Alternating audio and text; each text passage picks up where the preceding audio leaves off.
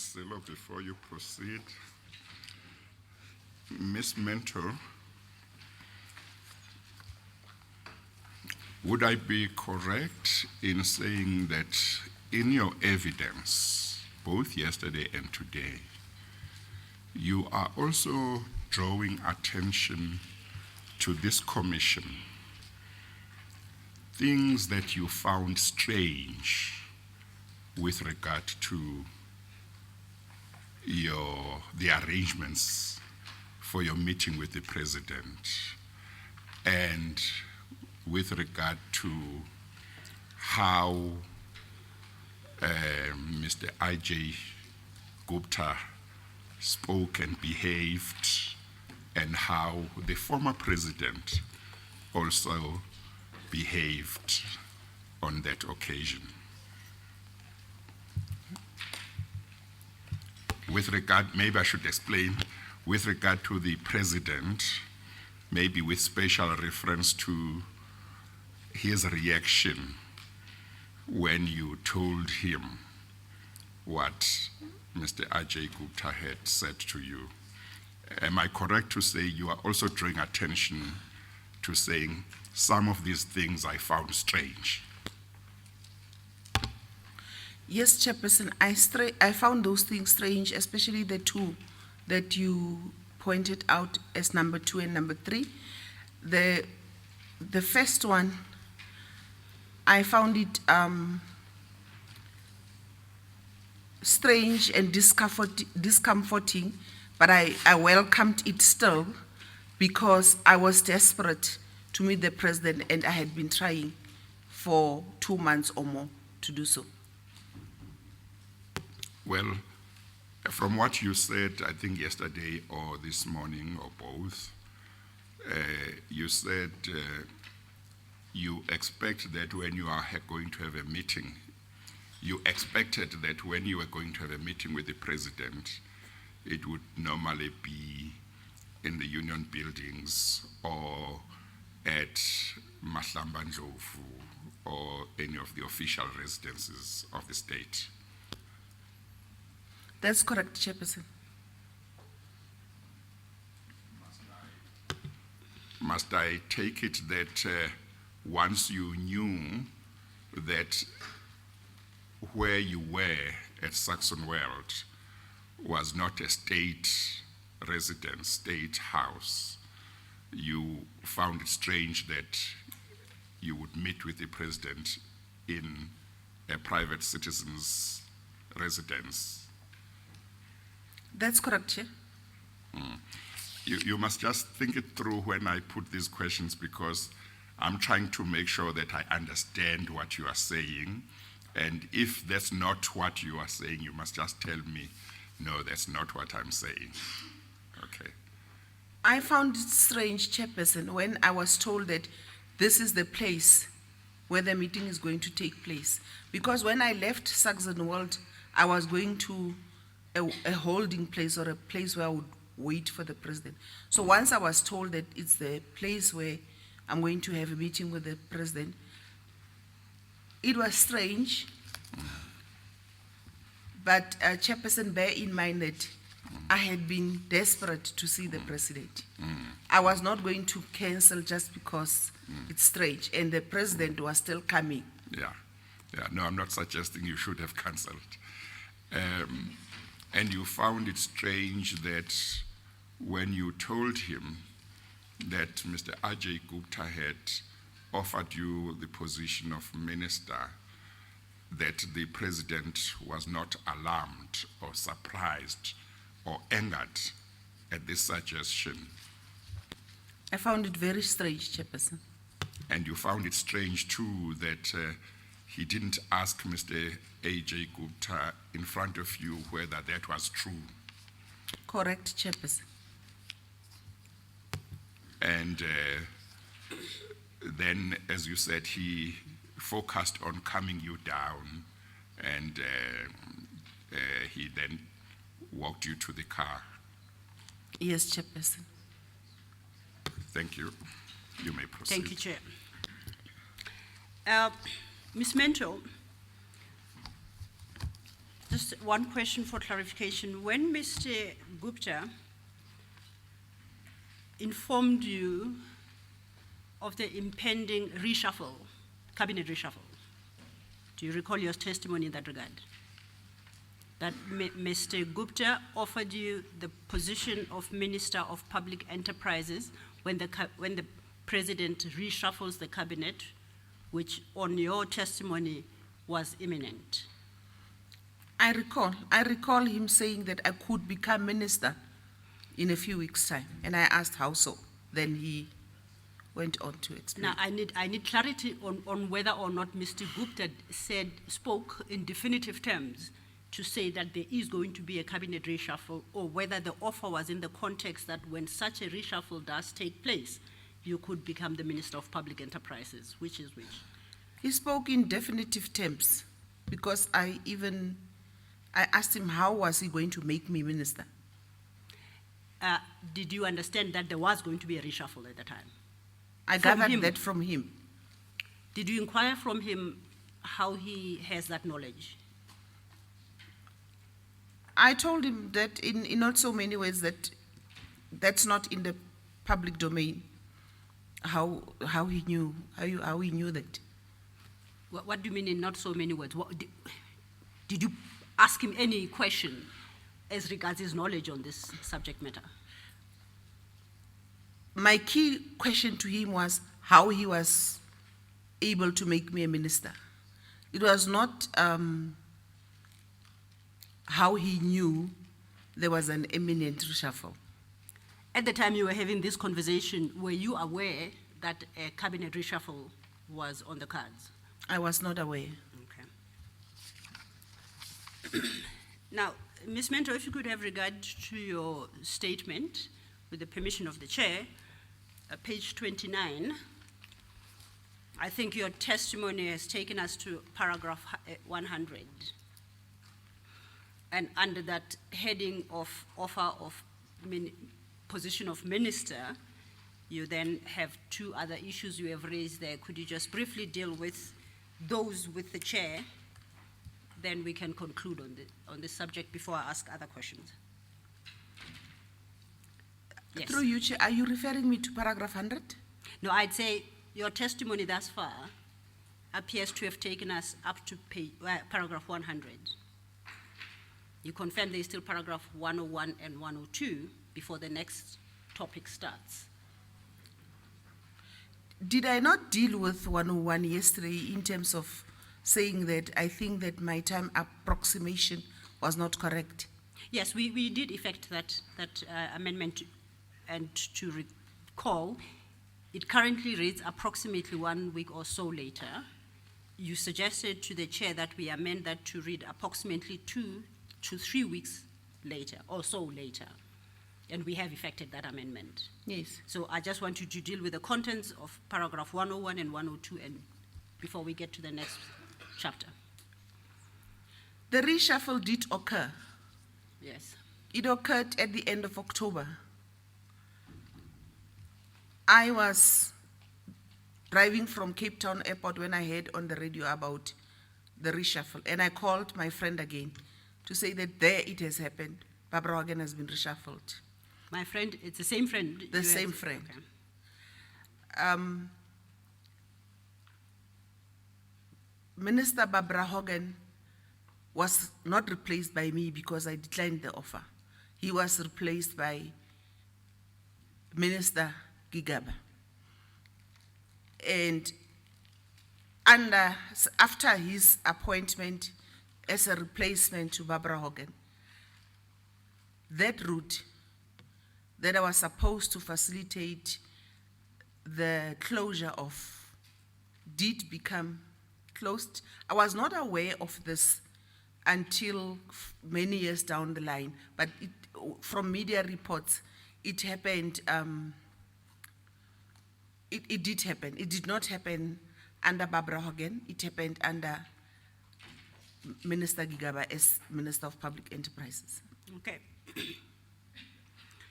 Now, just to close on this chapter, the meeting you had set up with the president in the context that you had set up never really did take place on the day. Is that correct? In the Is a sense fair that we didn't conclusion? discuss pebble bed What- modular yes. reactor. Did you make attempts, again, through Ms. Kaunda or anyone, to establish a further meeting with the president? I did not. Can you tell the chairperson why not? The issues you indicated to the chairperson you wanted to raise with the president remained not discussed. Why didn't you set up a further meeting?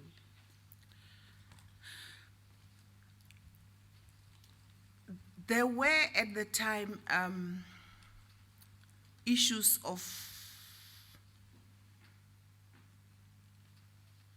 the issues of my trip to China persisted Yes. in the media and in the ANC also. I had gone at some stage to discuss them with Jesse Duarte and Gwede, and that was my second meeting with them. No, the first meeting did not deal with that. This Okay. in the first meeting where Jesse suggested that I should try and hold of. My first meeting was to tell them that I'm struggling to get hold of the president. Then they said, try going the route of Kaunda. My second meeting was dealing with the issues that persisted of my trip to China. And I was receiving letters from the public protector, from the speaker about, I was dealing with that issue for a while, and subsequently I was removed from my portfolio as public enterprises.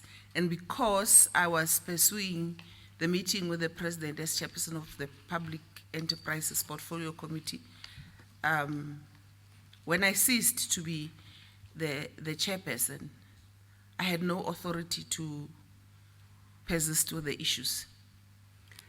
As a matter of interest, when you ceased to be the chairperson of the Portfolio Committee on Public Enterprises, did you remain a member of the committee? No.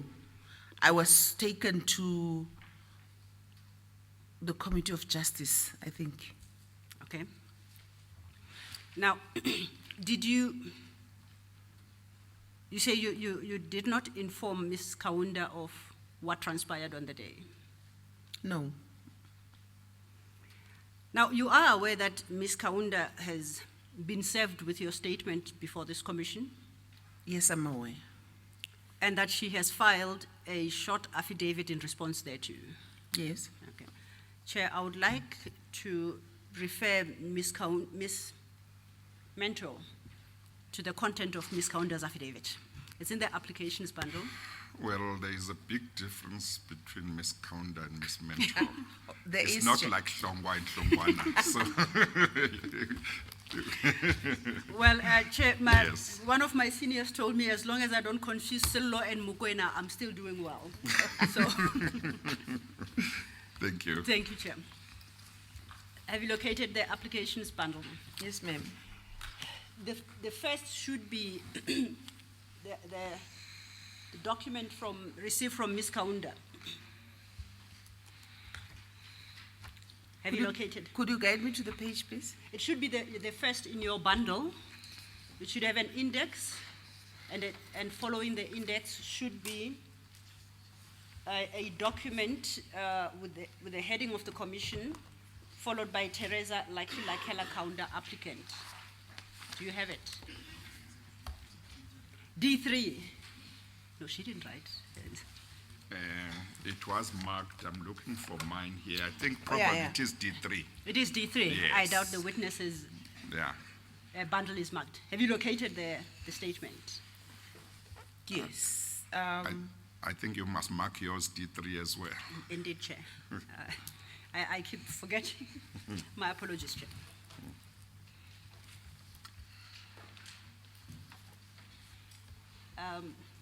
May I request my learned friend, Ms. Hofmeyer, to assist? To her? assist, Thank yeah, you. that's fine. Mine is marked already. Have you located the Ms. Kaunda's application? I You have, Chair. Thank Okay, you. thank you. Okay, thank you, Chair. Now, you will notice from what Ms. Kaunda terms the notice of motion, which is the first document, that she takes issue with what you state in paragraphs 60 to 64 of your statement. Do you see that? Yes, ma'am, I do. Can we refer to your paragraph 60 to 64?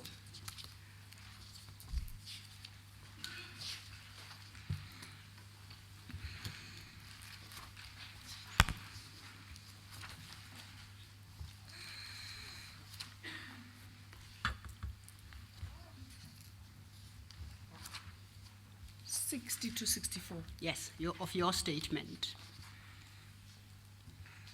I'm at 60, ma'am. Okay, it starts at page 18, right? Yes, ma'am. Thank you. Now, I'm going to ask you on D3 to go further on, and you will locate a document titled Sworn Statement in D3 in the other file.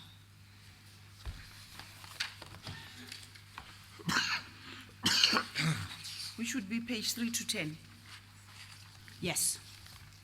Yes, ma'am.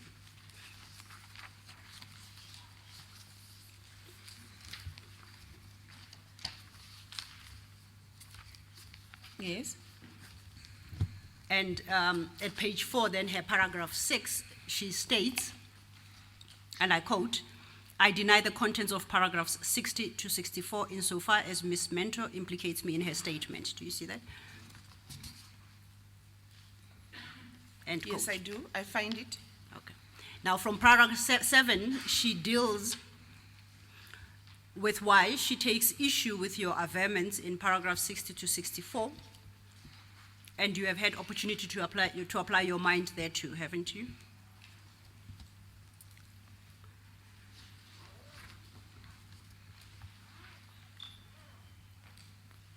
Yes, I did. Thank you. Now, at paragraph 7.1, she indicates that there are 3 statements in which you provide a version as regards your supposed telephonic conversation with her.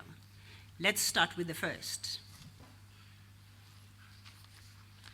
She has annexed, marked A, which is a document appearing from your page 11.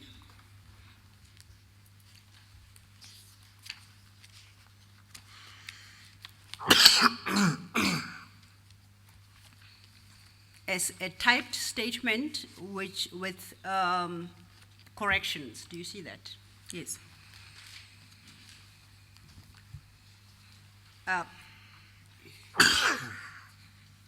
She states at paragraph 7.1 that this is annexure A is a statement provided in the investigation by the public protector. What is your comment to that? Could you kindly repeat your question, please? Please look at her paragraph 7.1. Yes. Now, before we do that, perhaps let's go back to annexure A. And let's establish whether you recognize that document. I do. Do you know that document for a fact? I've seen it before, yes. From your recollection, what is it? It is a typed, an incorrect typed version of my first statement to the police when I opened charges against President Zuma, certain ministers, chairpersons of boards, of SOE CEOs, companies. That returned to me and was problematic. Okay. And I corrected to show the person that brought the document back to me the inaccuracies and the incorrect issues with the typed statement. That not there were differences, some differences between the handwritten statement and the typed statement. Okay. Now, let's go back to Ms. Kaunda's statement, paragraph 7. in particular 7.1. She describes this document as a statement in the investigation by the public protector. Do you have a comment to that? She is wrong. Okay.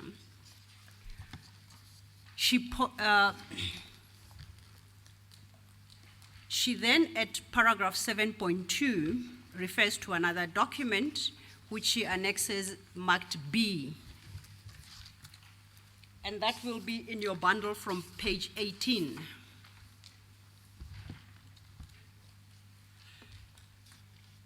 Of the notices of the file of D3. Of D3, yes. Yeah, 18 is the notice of motion. It is a notice of motion, Chair.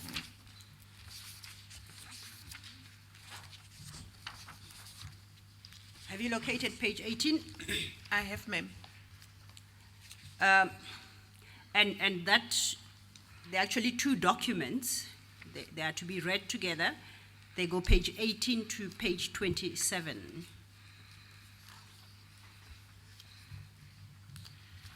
The second document starts at page 23. You see that? Yes, Chair, I do see it. Thank you.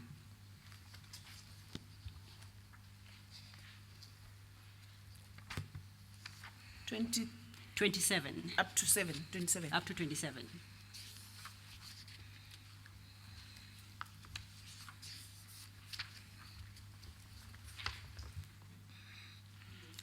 So both those documents constitute Annexure B of Ms. Kaunda's statement. Okay, you understand that? Now, I would like us to go to the start of then that Annexure B at page 18. And I would like you to inform the chairperson whether you know that document or the two documents, and if so, to briefly describe what they are. I know the documents. You said I must describe? What those documents are. These documents are documents that were filed before the High Court of South Africa, the Gauteng Division. Okay. Well, Mr. Law, on these non-contentious issues, really, you can just Okay, lead hand. I'm happy to. Say, is that notice of motion in case number so-and-so in the High Court in Pretoria, is that part of her affidavit that she filed in the same case in Pretoria? I'm You can happy to just do lead so, her. Chair. Yeah, if it's a non-contentious It issue. shouldn't be. Yeah. These are court file documents. Yeah. As the chair suggests then, the first 3 pages are the notice of motion in an application you made to the High Court in Pretoria. In the case, the President of the Republic of South Africa versus the Office of the Public Protector as a first respondent and the Public Protector as a second respondent. And further on then is the affidavit you deposed in support of that application. Yes, correct. Thank you. Now, Ms. Kaunda has not annexed your full affidavit, but only excerpts that are relevant to her own version. Chair, with your leave, we have obtained the full application, which is not a substantive application, and we beg leave to hand it in and make it part of the record because it traverses matters that may be relevant to this commission and that it would place the allegations made by Ms. Mentor against Ms. Kaunda in their proper context. Thank you. If I may request you, Registrar.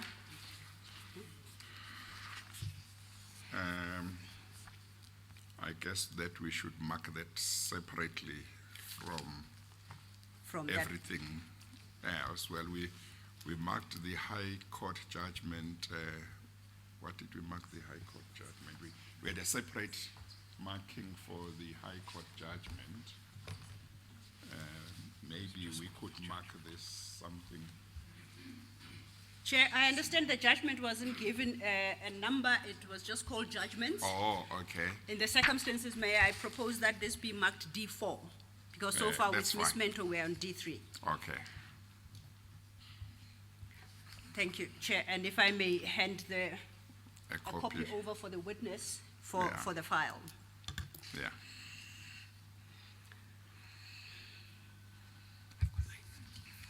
Where am am I supposed to put this? Just have it in front of you.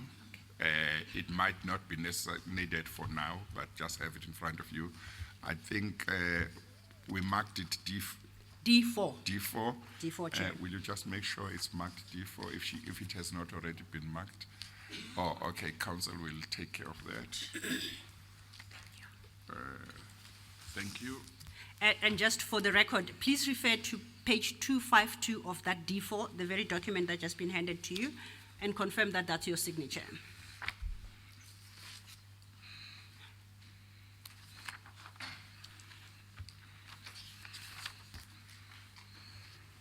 That, Ms. Mentor, is the complete application you made to the Pretoria High Court, because Ms. Kaunda had provided only excerpts thereof.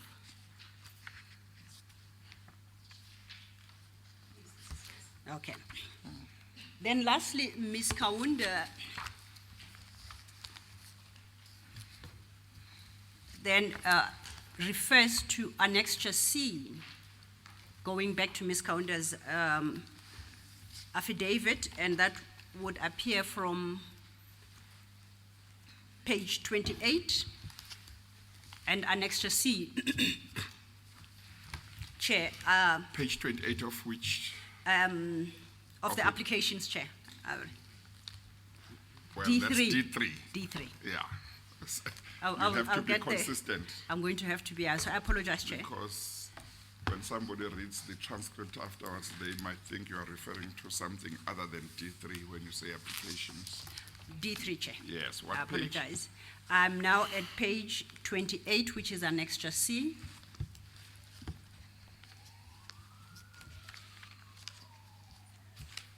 Yes.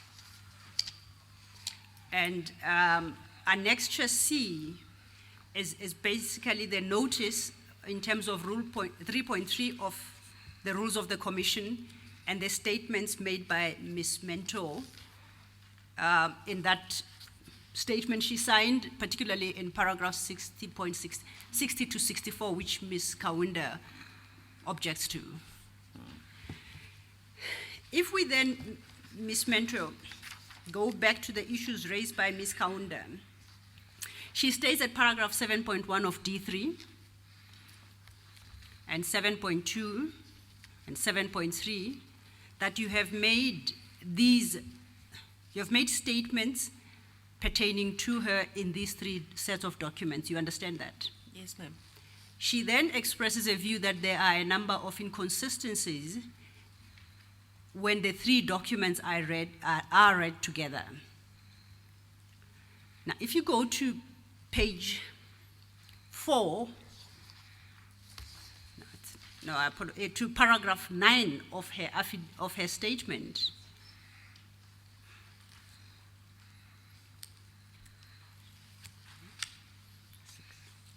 have you found it? It appears at page 6 of the record. Yes. She quotes what you say in Annexure A. You remember, Annexure A is the document you describe as a statement you made to the police. You recall that? Annexure A. To her own statement. That would be starting at page 11. The one that she said was of the public protector. Yes. So she quotes that there.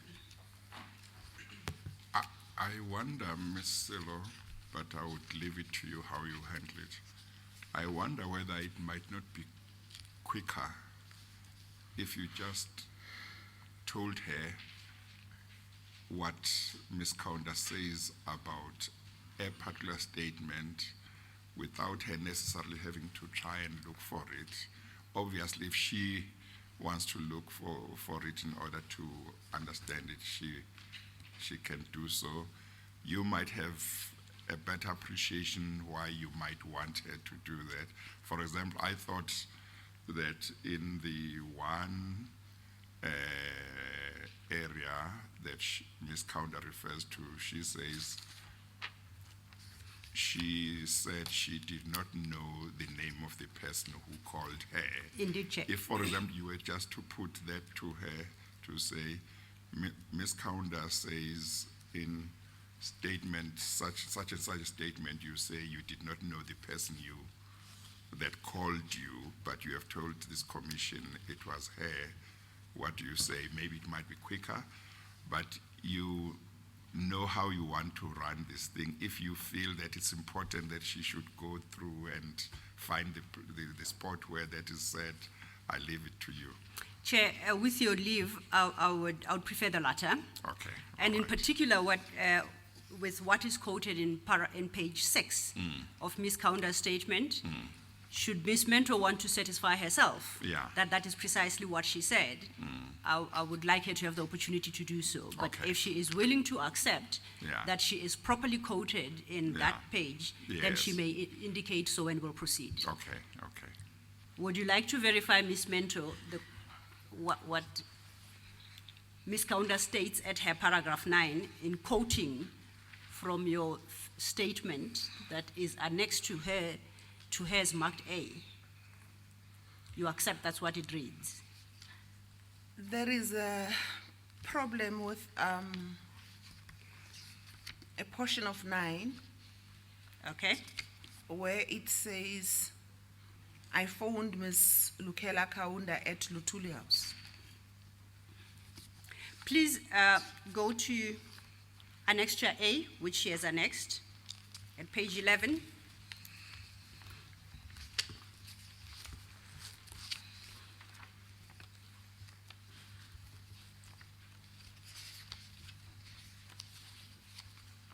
No, it starts at 11. Have you located it? Page 11. It starts at 11, at page 11. Okay, now if you go to page 13, that's where paragraph 25, typed 25 appears. Next to it is the A in brackets is inserted by hand. Do you see that? Yes, I do. Immediately below that typed paragraph, there is an entry by hand. And just above it, in brackets, 25B is written. Do you see that? Yes, ma'am. Okay, read for yourself what is in 25B. Or maybe she can just read aloud. Okay. I also phoned Lutuli House repeatedly to get an appointment with the president. Okay, and the last line of, before, maybe let me inquire, which aspect of her paragraph 9 do you have difficulty with? What about Lutuli House? What I just read now does not refer to her. If I may just assist you, I wanted to check whether what she states at page 6 correctly quotes what appears in A. It does not quote it correctly. In what respect doesn't it? Just look at it and compare it to the statement, to Annexure A. The code says that I also phoned Ms. Lukela Kaunda at Lutuli House. Then let's see what the statement it says at 25A and 25B, page 13. Do you want me to read both 25A and B? Please, because she's quoted them together. I struggled for 2 months to arrange a meeting with the president. I went to the Tain Hayes with a letter requesting a meeting. I followed protocol in arranging the meeting. I also phoned Ms. Lukela Kaunda at Lutuli House. I also phoned Lutuli House repeatedly to get an appointment with the president. So you are reading from Annexure A. Yes. And in what respects does it differ from what Ms. Kaunda has quoted? I was saying 25B differs with what Ms. Kaunda stated, but now that I've read 25A, it does not differ with what Ms. Kaunda stated in paragraph 9, page 6. So, Is, you see, when you look at that statement in which paragraph 25 A and B appears, the whole statement document, it has got parts that are typed and it has got parts that are handwritten. Whose handwriting is the one that we see in the parts that are handwritten? It is my handwriting, Chairperson. Oh, thank you. And 25B, do you confirm is handwritten? Yes, Chairperson. Okay, thank you. Thank you, Chair. Okay, so now then we are back to her statement. We don't have a problem with her quotation. It is as appears in the statement. Now, she mentions that during 2010, she served as a Deputy Director General, and that in 2010, she was not stationed at Lutuli House. Do you have a comment to that? Do I? Do you have a comment to what she stated, that she wasn't stationed at Lutuli House? Yes, she was not stationed at Lutuli House. And you agree she was not stationed at Lutuli House? Yes, she was not. I don't know. I can't say she was stationed. I've always known Ms. Kaunda to be stationed at the presidency. Okay. Well, maybe before you proceed, Ms. Silo, Yes, Chair. maybe we should go to the end of where I think you want to go Yes, Chair. with this. Ms. Mentor, and maybe you know the answer because you may have consulted with her. Ms. Mentor, the issue that Ms. Kaunda raises, which she quarrels with in regard to your statement, is your statement and evidence that she is the one who called you to arrange a meeting to say the president would be able to meet you the following day. She says she did not do that. And she says, you say that was in 2010, and she says she was not in Lutuli House in 2010. She says she was, I think, Deputy Director General in the presidency, and I think later on she became Chief Operations Officer. And the question that I think, the first question that I'm interested in is whether you are certain that she is the one who called you, or whether you are not certain about it. It could have been somebody else from the presidency. And I'm just asking because in case your answer is that you are not certain, it may be that that part of the issue might go away. But if you say you are certain, then we must take all the trouble to check, to go through the evidence. Chair, I am certain that Ms. Kaunda is the one that phoned me the Sunday before the Monday where I took the flight. Yes. Okay. If I may address you with the statement that Ms. Kaunda is relying on, that has got typed versions and hand-inserted versions. It's a statement that I had problems with and that I had contested. That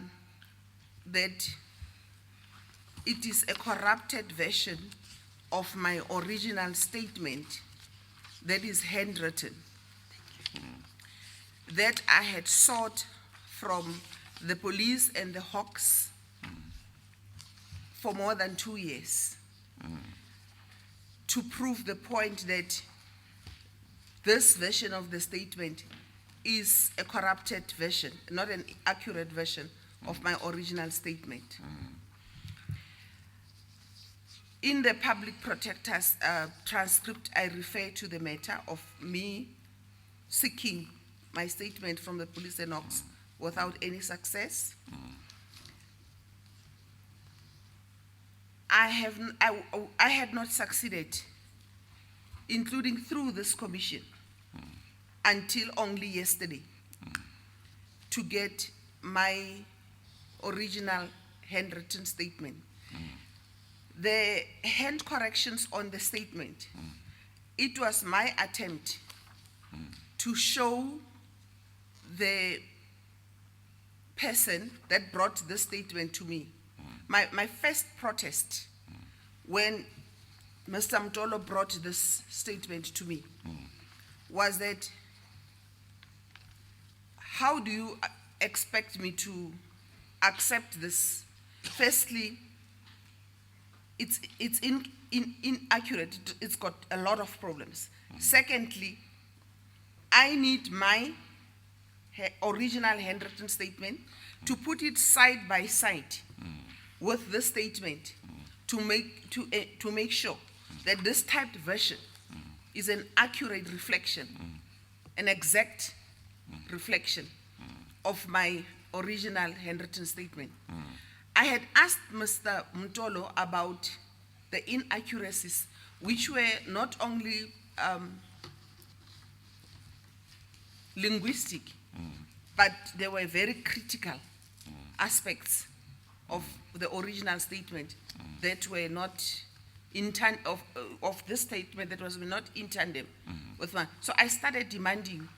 In fact, when he said he was going to come to see me, I said, please bring my original statement. And that battle continued for 2 years until yesterday morning. At the beginning of this commission, legal counsel tried. We were given 3 statements, 2 of which are termed supplementary.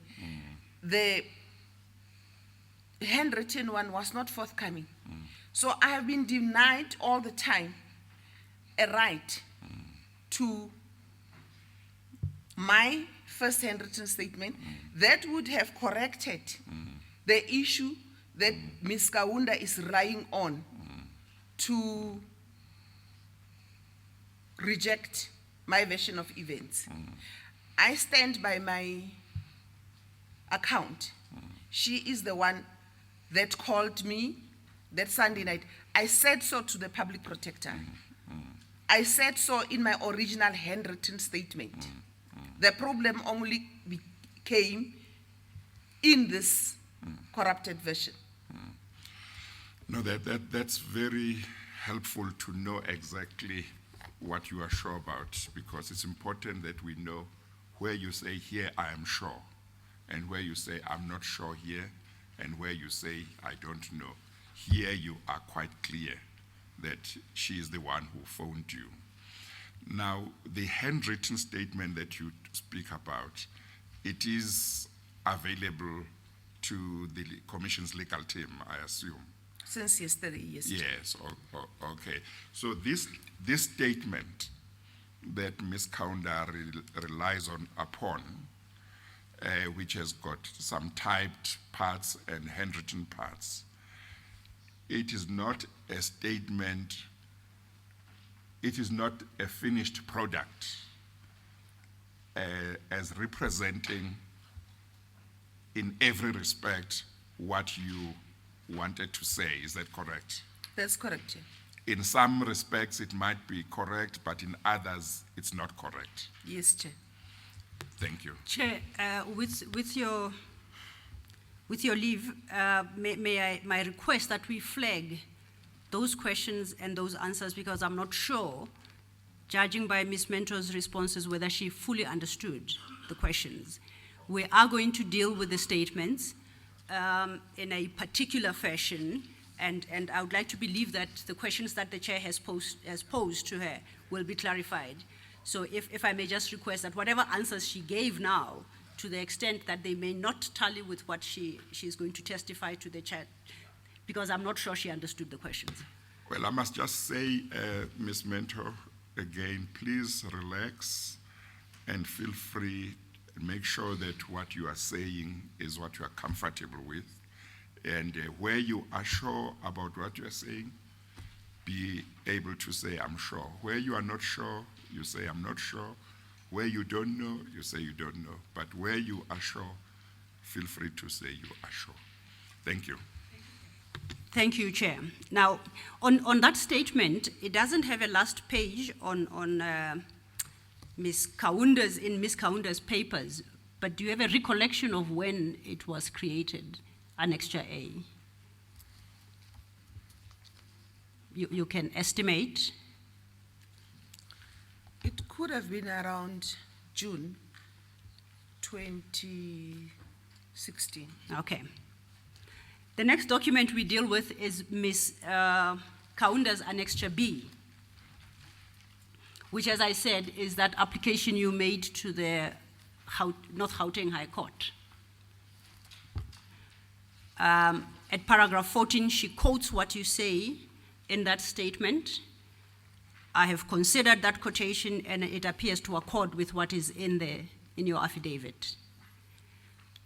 And if I may just quickly read, she quotes that in that affidavit you state, which is dated 24th October 2016, you stated, in and around 2010, I received a telephone call from a woman, open parenthesis, I do not know her name, close parenthesis, inviting me to a meeting, ostensibly with the president at the union buildings. I boarded a flight from Cape Town to Johannesburg to attend the meeting, close quote. You see it. Now, Miss... Remember to articulate your answer so the record will capture it. Yes, ma'am, I see. I don't see it, I hear it. Okay, you may look at what is on the documents just to confirm as well. Now, Ms. Kaunda takes issue with the fact that in the one statement you mentioned her by name, but before the North Gauteng High Court on the 24th of October, you now state that you received a telephone call from a woman whose name you did not know. Do you have a comment to this? Yes. Please do. Please explain to the chair.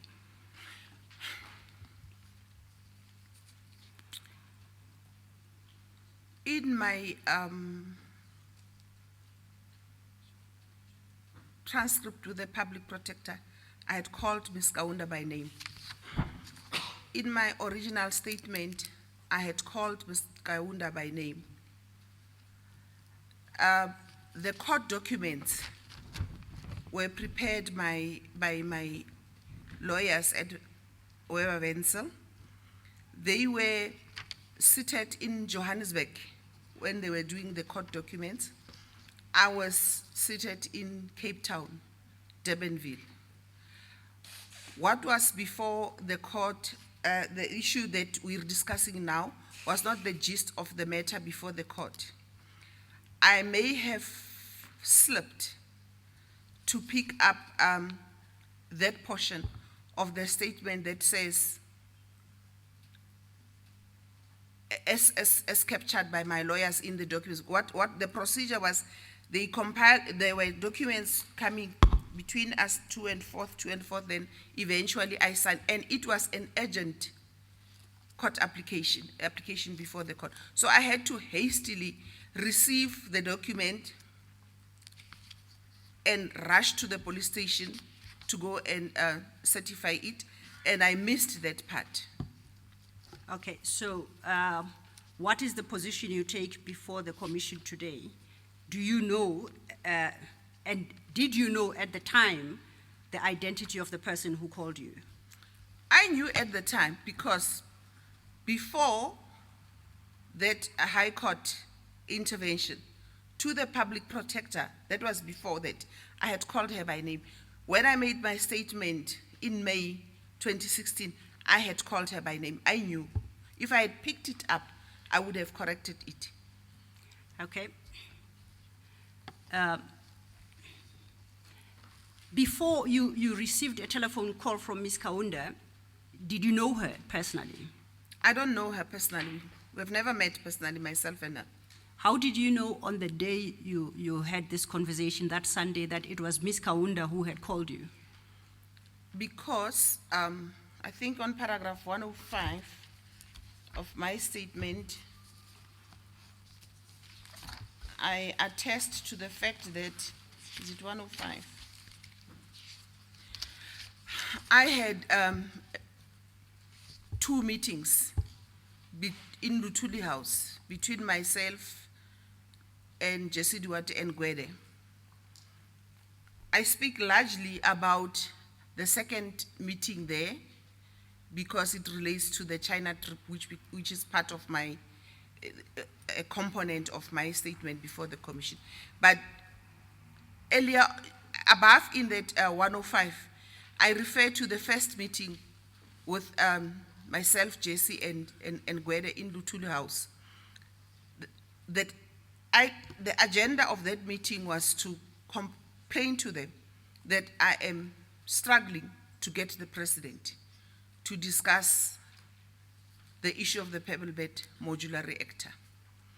And it is in Lutuli House where it was suggested to me that I get the president through Ms. Kaunda, and that's where I got her number from. So when she calls me, and I had also had SMSs before that call, I had SMSs with her discussing the issue, trying to ask her to facilitate the meeting between myself. So I knew that it was her calling me. Do you by any chance still have those SMSs? Chair, that was in 2010. Okay. So is the answer no? No. You don't have them. I just want to make sure I understand. I understood you earlier on to say that prior to Ms. Kaunda calling you on that Sunday to say the president would be able to meet you the following morning, I understood you earlier on to say you didn't know her before that. But I thought later on you were saying you had been to a meeting with Mr. Mantashe and Ms. Duarte, and it had been suggested that you get in touch with her, and you had been in touch with her. In terms of what came first in regard to that, are you able to tell me?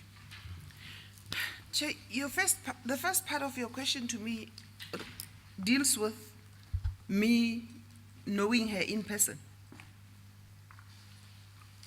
Well, there is a question that was asked by counsel, and my recollection is that she asked you whether you knew Ms. Kaunda at the time she made the call to you to say the president would be able to meet you the following morning. Now, my recollection is that, if I'm correct in saying that's the question that was put to you, my understanding is that your answer was that you did not know her at that time. Is that your understanding of what the question was to you, and is that your understanding of what your answer was to the question? Yes, Chair. To me, knowing means have we met before in person? So I understand the question. If I misunderstood it, I beg your pardon. Or what you meant was you had never met her. Yes. But that didn't necessarily mean you had never communicated with her. Is that Yes, what Chair, you but mean? the question was not, did you communicate with her before? No, I accept that. I'm trying to understand what your thinking was. In other words, were you meaning to convey to the commission that prior to that call from her on that Sunday, you had never met her in person? So maybe the question then can be asked, prior to that call, had you communicated with her in one way or another? Yes, Chair. Hence, when he calls me, he says, the meeting that you have been seeking with the president, I had been communicating with her, but we had not met in person. Okay, thank you. Thanks for the clarification, Chair. So when you say you knew her, you meant you had had communication with her. Yes, I apologize for my poor English. Oh, no, just so we understand. And it's important because at 16.2 of her statement, paragraph 16.2, Ms. Kaunda states unequivocally, and I quote, "During 2010, Ms. Mentor and I have been unknown to each other," end quote. So she denies any knowledge of you at that time, or that you knew each other at all at that time. Chair, I don't understand what knowing means. Okay, I think she might come at some stage and explain what she means, but to the extent that she may mean the two of you had never met, you would agree with her. Yes, Chair. To the extent that she may also include that there had never been any communication between the two of you, you would not agree with that. I would not agree with that, Chair. Okay. Okay. Can I just then, to round it up, when you say you knew her, exactly what do you mean by knowing? So from your perspective, what would you want us to understand? I said I did not know her personally. We had Yes. not met. Okay. But we had communicated. And that's what you mean by knowing her. Yes. That's as far as it goes. Thank you, Chair. Okay, now let's look at the statements you previously made regarding Ms. Mentor. Ms. Kaunda. Ms. Kaunda. I apologize, Chair. Oh, I do I apologize. told you there's a big difference in how you pronounce or write Kaunda and Mentor. I hope it doesn't happen to me again, Ms. Kaunda. Okay? I beg yours? I say I meant Ms. Kaunda. The statements that you made about Ms. Kaunda, that is the statement I want to make. It's clarified. Thank you. You mentioned the PP's interview. You mentioned the statement you made to SAPS. And then there is the intervention application. So let's try and put them in date form. When I look at the record, the PP transcript appears from Mentor main bundle D1, starting from page 38. And as I indicated to the chair, it's regarding an interview either on the 21st or the 22nd of July, 2016. And on my records at page 84 of that transcript, line 7 to be precise,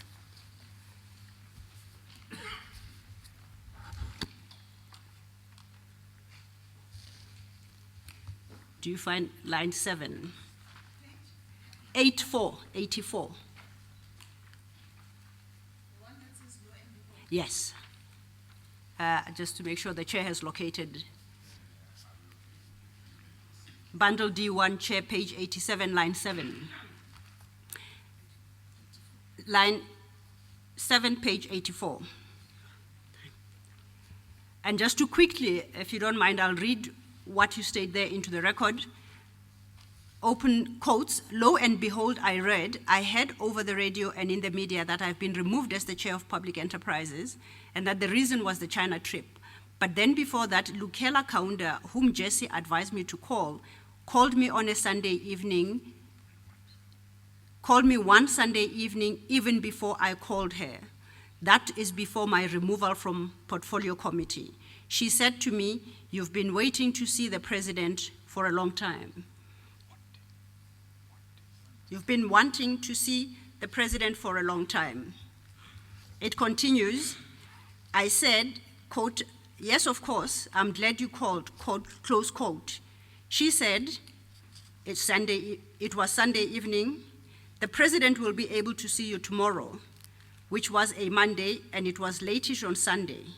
And then I keep on saying he, she said to me, 'Somebody's going to call you, but I'm going to give you that person's number also, so that if she has not called you, you call them.'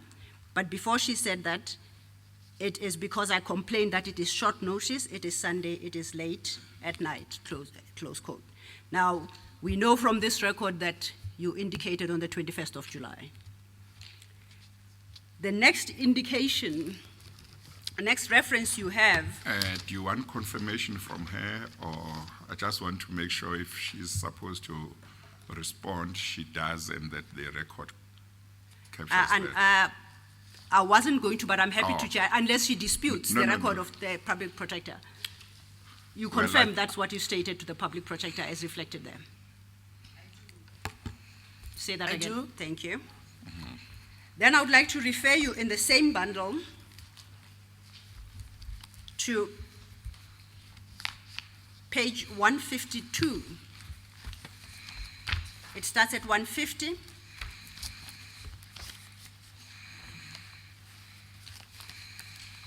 It goes to 158.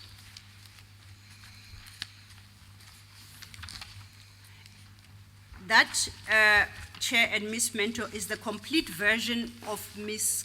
Kaunda's Annexure A with their last signature page. Okay. Have you located it? And in particular at page 152. Sorry, ma'am. That page is in the D3 file that you are referring to. I'm still in, no, I'm in D1. D1. D1. Yeah. No, remember D1 is where your statement is. Yes. Yeah, where we Oh, where this the- is D1, yes. Yes. This is D3. Yes. Now, if you go to D1, page 150, up to 158, and I stated that that is the full version of the statement which Ms. Kaunda annexes as Annexure A. Now, if you go in particular to page 152, and at paragraph 26,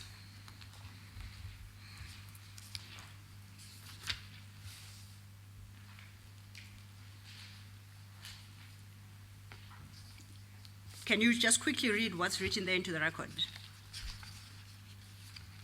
I read it as it appears after spoken to Mr. El Kaunda, she made contact with me one Sunday evening after 10 on my official phone. She just informed me that the person will phone me with regards to my meeting with the president together with the arrangement.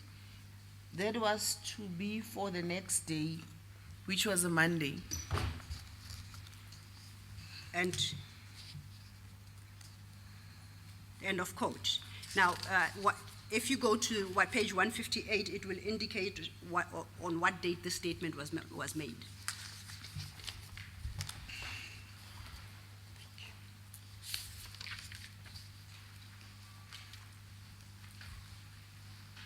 The date on page 158 is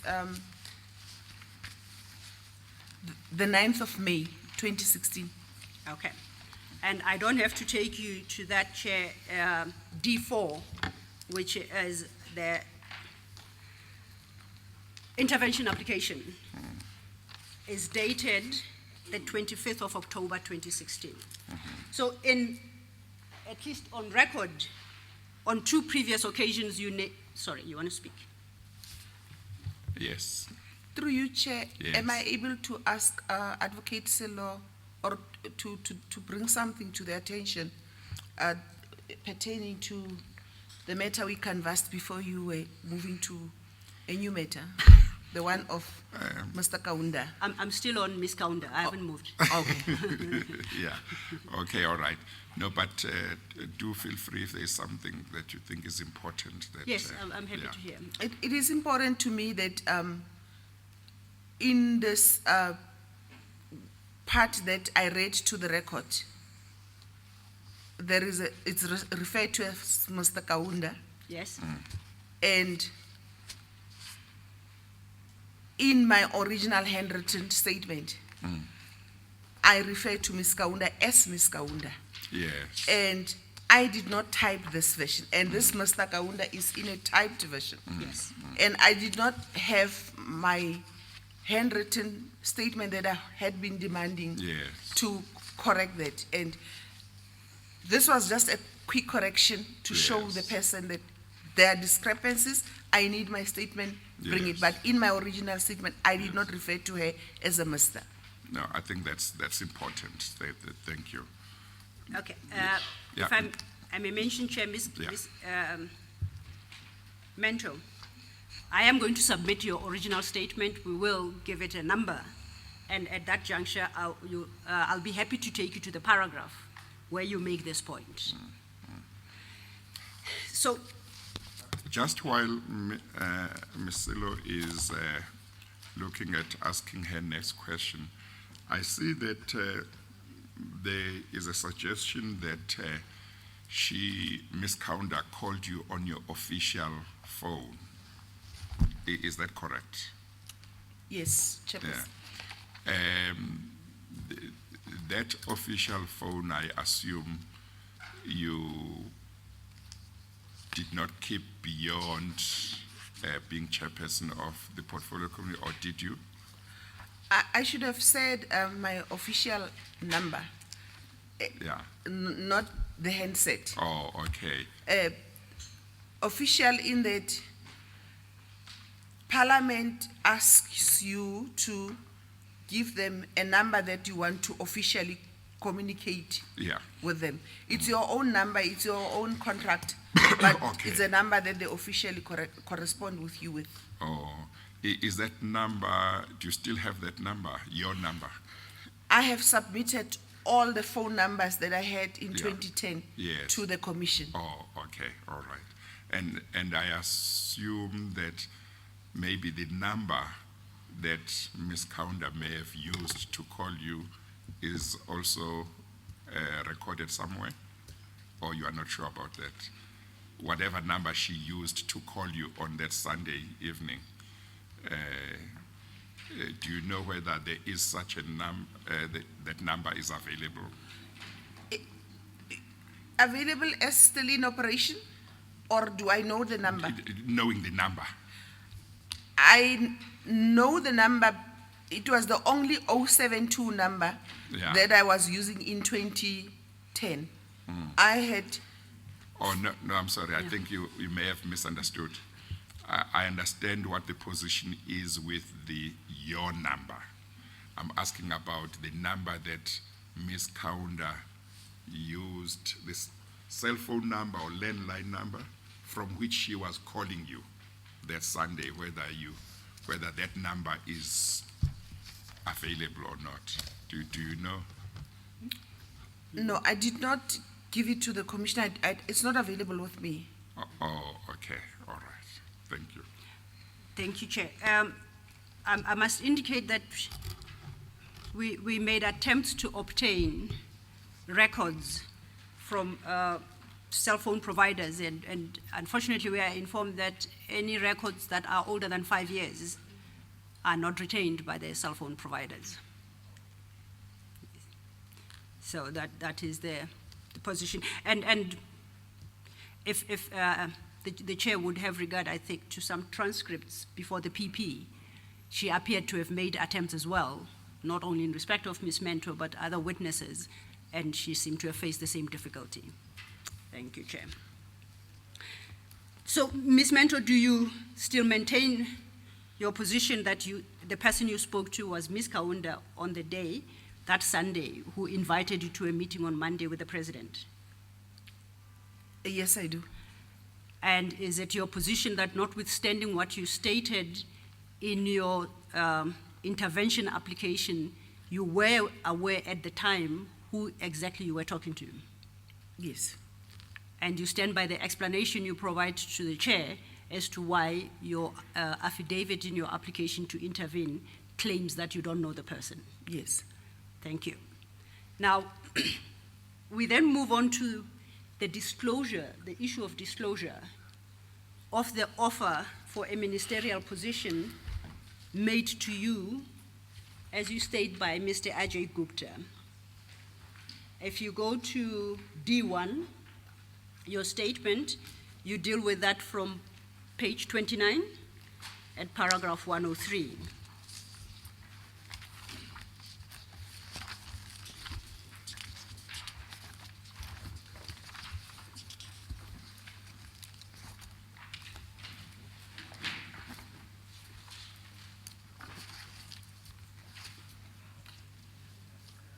Paragraph?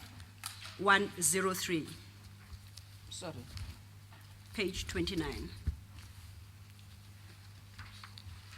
Yes, ma'am. Okay. Now, I would like you to deal with these aspects in the following manner. You've got a main heading, and you have one titled First Disclosures.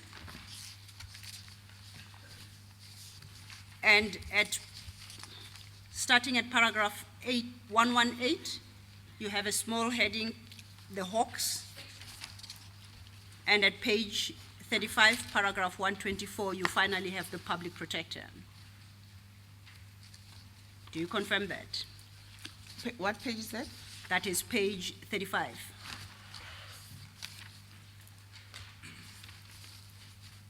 Yes.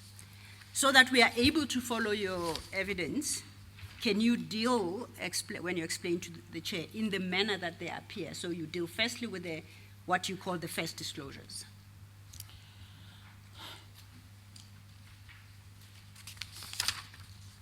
Shortly after my my encounter, I cannot say exactly how many days after my encounter at Saxonwold, but it was at a meeting of the Portfolio Committee of the Joint Standing Committee on Intelligence. Our meeting room had two portions. We converge in one portion. We have tea and we leave our cell phones there, and we eat there, and then we go to the meeting room. We were could you be specific? Members of the Portfolio Committee on Joint Standing Committee. And that's in Parliament? Yes. Thank you. And this is going to correct slightly a detail that was omitted on 103. Okay. Yes. Let's deal with that correction first, Okay, then, and first. get it out of the way. Okay. Yes.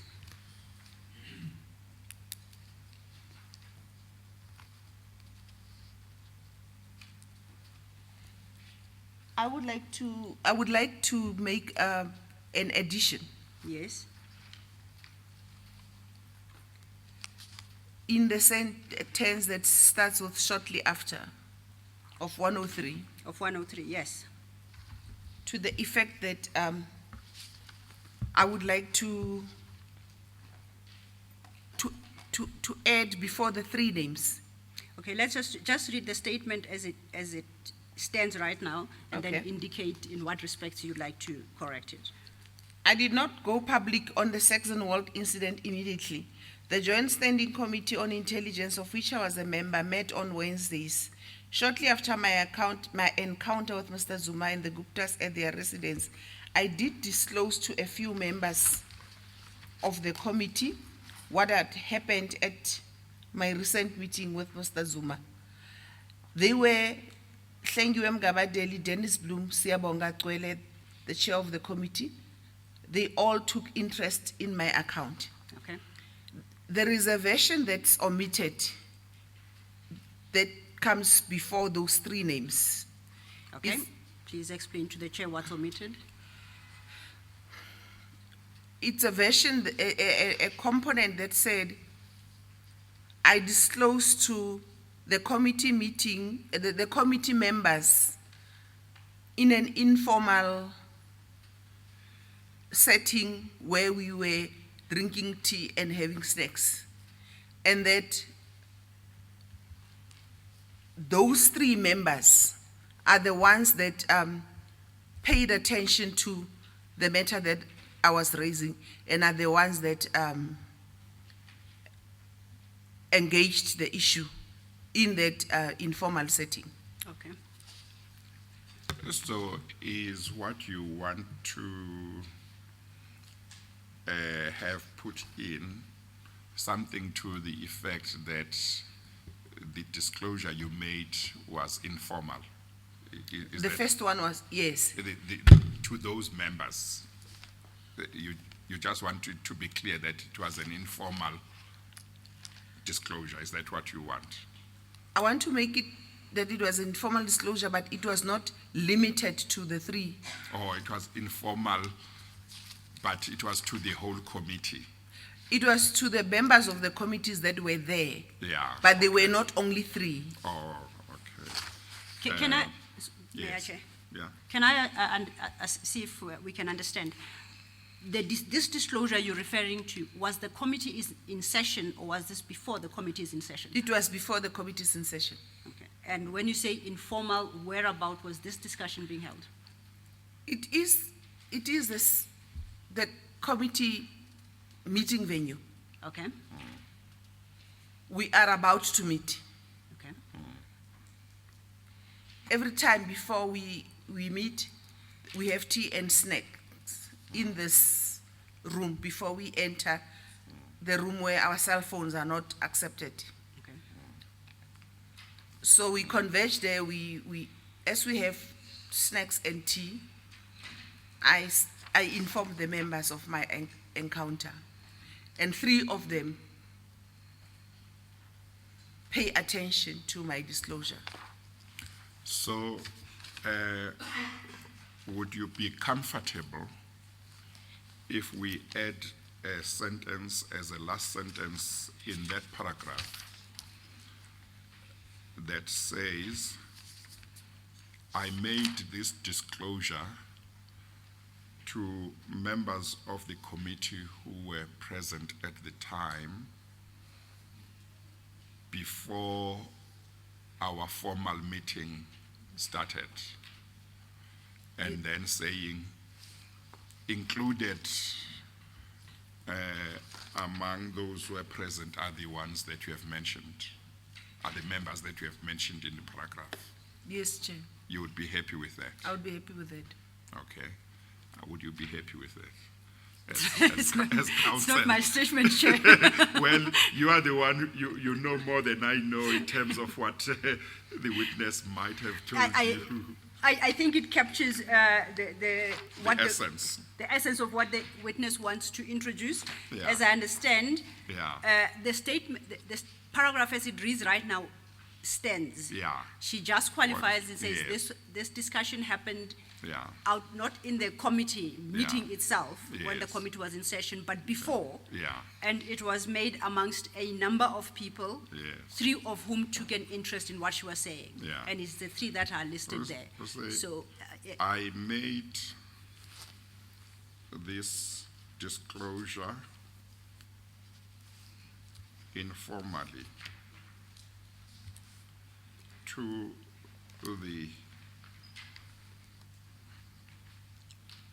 members of the committee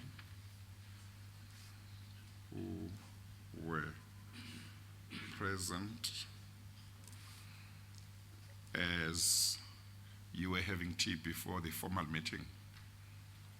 Is that right? Is that fine? Yes, Chair. As we were having tea before the formal meeting could start. Is that fine? Okay. thank you, Okay, Chair. thank you. Okay, now with that correction, we now have come to understand that you made this disclosure informally while you were having tea before the committee you refer to. In paragraph 103, the Committee on Intelligence started its meeting, and that three members took an interest in what you were saying, specifically Hlengiwe Mgabadeli, Dennis Bloom, and Siyabonga Cwele, the chair of the committee. Okay, now can you take it from there? And before you do, when you say they took an interest, did they respond in any manner, and if so, what did they say?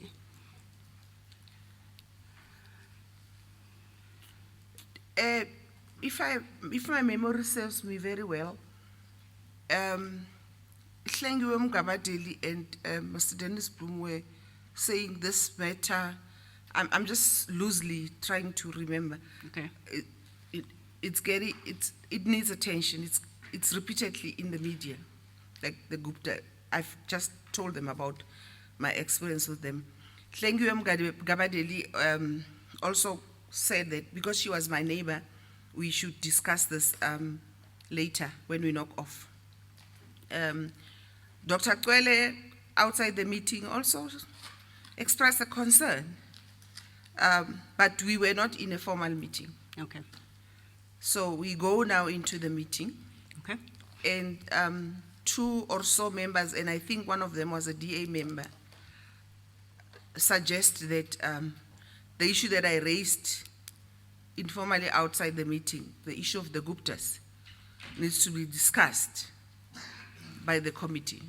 Now, 2 questions here. Do you recall the identity of that member? No. I think the DA might have only had 1 member. I'm not Okay. sure. I think they had 1 member, 1 alternating. So I would not know which one, because when they have 1 member and 1 member alternating, it means that their 2 members cannot attend at the same time. Only when the 1 member is absent will the other member attend. So I do not recall. Okay. Now, but you are certain it was a member of the Democratic Alliance? I'm certain it was a member of the opposition. Okay. When you say opposition, there are many. Please specify party if possible. Do you recall? Let me be safe and say a member of the opposition. Okay. Can I just confirm this? This meeting, or rather this disclosure to this committee, this informal disclosure, you say in your statement took place shortly after your encounter with Mr. Zuma. Now, we know from what you have told us that the day of the week when you were in Johannesburg to meet the former president was a Monday. And you are saying here that this committee used to meet on Wednesdays. Could it be that this meeting where you made this informal disclosure was the first Wednesday after the Monday when you had been to Johannesburg, or could it be much later than that? In other words, was it the Wednesday of the same week that you had been to Johannesburg to meet with the president, or was it the Wednesday of another week? And if you can't remember, you can say that you can't remember. But if you do remember, just help us. I am inclined to think that it's not the first Monday, Chair, the first Wednesday, but I know that it was not long after Yes. my encounter. So maybe it could be the following week or the week after. Yeah, but not further than that. Not further than that. Yes, Chair. Okay, all right. Thank you. If I may follow up on that question, that was going to be my second question to Ms. Mentor. Yes, to Ms. Mentor.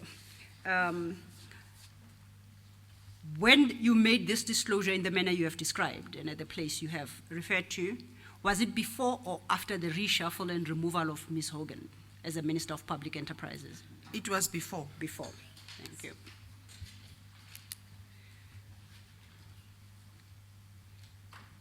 Chair, it is drawn to my attention, and I don't know if something the Chair will be interested in, that it is gone past 1 o'clock.